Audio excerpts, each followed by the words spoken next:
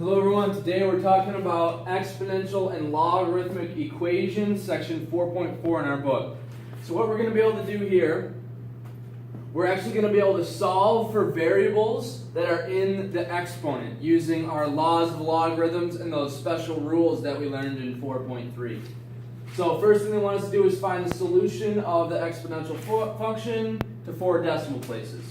So what I'm going to do first is I want to get my variable all by itself, just like we always try to do, even in one-step equations all the way back to Math 1 and previously. So I have to get rid of the 3. So I'm left with e to the x equals 10/3. And now I have to get the x out of the exponent. So to do that, I'm going to take the ln of both sides. Right? So if I do ln of e to the x equals ln of 10/3, that's fine, right? As long as I do to one side what I do to the other, I'm good. And now I can use my laws of logarithms to pull that x out in front. Ln of e, remember that's a special rule. Ln has base e, so if it has the same base as what we are taking the logarithm of, it's going to just simplify to 1. So I'm left with x equals ln of 10/3, which actually gives me 1.2040, and they wanted 4 decimal places. So here I was able to find the variable in the exponent using laws of logarithms from chapter 4. So something you have previously not been able to do. Next, let's do one more exponential function, correct to 4 decimal places. So again, first thing I want to do is get the variable by itself. So I'm going to divide by 4, and I get 1 plus 10 to the 5x equals 9/4. Okay, and then I'm going to move the 1 to the other side. So that gives me 10 to the 5x equals, well, 9/4 minus 1 is really 9/4 minus 4/4. So that gives me 5/4. Then I'm going to do the same thing as previous. Okay, but this time I'm obviously going to take log. So I take log 10 to the 5x equals 5/4.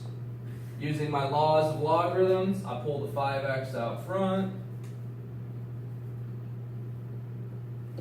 And again, the log base 10 cancels with the 10, so that just simplifies to 1. So I get 5x equals 5/4. So I end up getting 5/4 divided by 5, giving me an x value of, I needed to take the log of both sides, one simple, so log of 5/4. So there I was going too quick. I take the log of both sides. So now we can get 5x equals log 5/4 divided by 5 on both sides.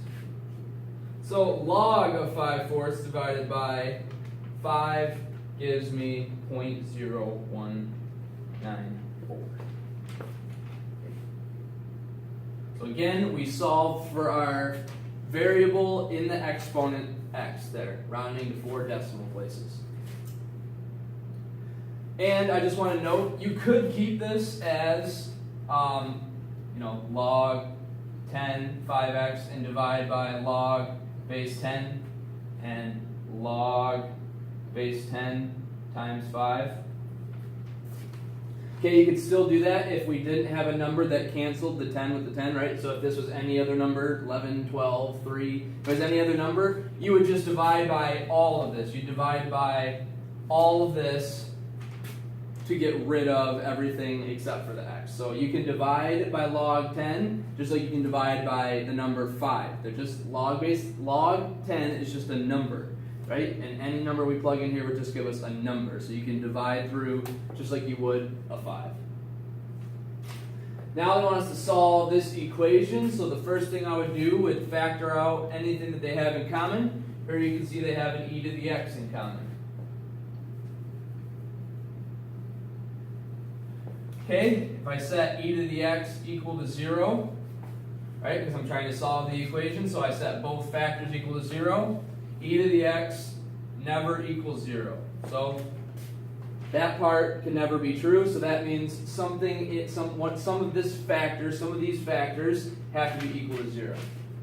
So x squared plus x minus 1 equals 0. Doesn't factor nicely, so I have to do the quadratic formula. So I get a negative 1 plus or minus the square root of 1 minus 4ac, so that's really going to be 1 plus 4 divided by 2a, so just 2. Which means x equals negative 1 plus square root 5 over 2, and x equals negative 1 minus square root 5 over 2.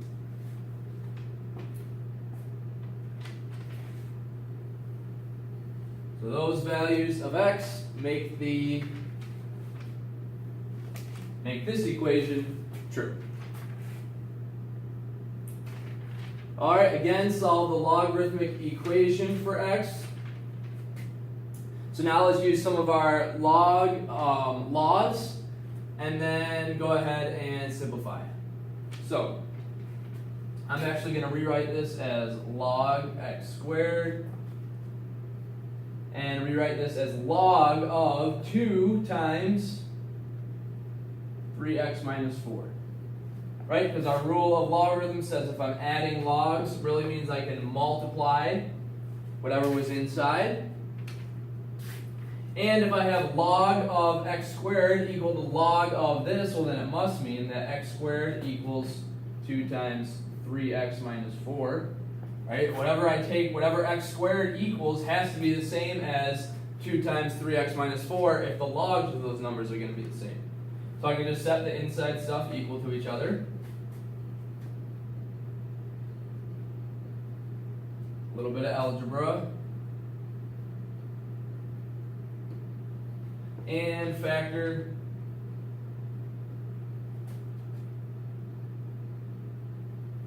Okay, so we get those factors, meaning x equals 4 or 2. So if I plug a 4 or 2 in for x, I'm going to end up having this equation hold, so both sides will be equal if x equals 2 or 4. And let's just check that real quick. So let me plug 2 into the left side.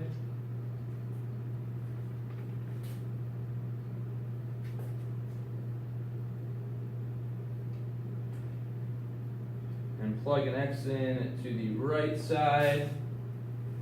And if you use your calculator to compute this, students and staff may have your attention. So I plug 2 into both sides of the equation. This is really 2 times that log. And if you type it in your calculator, you get 0.6021 equal to 0.6021. So you'll find that they're actually equal if I plug a 2 in, and the same as if I plug a 4 in. So 2 log 4, that's where the x was on that side, equals log 2 plus log of 3 times 4 minus 4. And if you type those into your calculator, you get 1.2041 equal to 1.2041. So you can see that, in fact, the laws that we use allow us to manipulate the equations, solve for x. And finally, we have environmental scientists measuring the intensity of light. Basically, they find the transparency of the water at certain depths. They've given us this exponential equation, and we need to, first of all, find the intensity at a depth of 3 centimeters. So they said our depth is x, so we're going to plug our 3 centimeters in for x to find our first lux measurement. So, real easy. They gave me the equation, and I just plug a 3 in for my x. X is measured in centimeters, depth of 3 centimeters, so I'm good. The units stayed the same. So my I have 0.6612 lux, and that's just the term they use to measure intensity. So that's A. Just plug the 3 in, solve.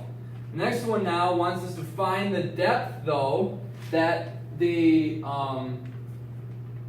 intensity will be 2. So here we found the intensity to be 0.66. So obviously we're not going to be able to be as deep as 3 centimeters because that 3 centimeters is already below 2. So they want to know when the intensity is going to be 2. So part B, I want I to be 2. And I have 4e to the negative 0.6. And this time, I don't know x. I don't know what depth will give me an intensity of 2. So now I got to use my rules of logarithms. Alright, I want the exponent by itself, so I'm going to divide by the 4 to get rid of that 4. So I get 1/2 equals e to the negative 0.6x. Then I take the ln of both sides. I'm using ln here because I want to cancel that e out. So ln of 1/2 equals ln of e to the negative 0.6x. We know that ln and e cancel, so I'm left with ln of 1/2 equals negative 0.6x. And then just divide by negative 0.6 on both sides. And we find that at a depth of 1.15 centimeters, my intensity will be 2. So, go ahead, try the example problems that accompany this in the PowerPoint, and we'll talk about it in class tomorrow.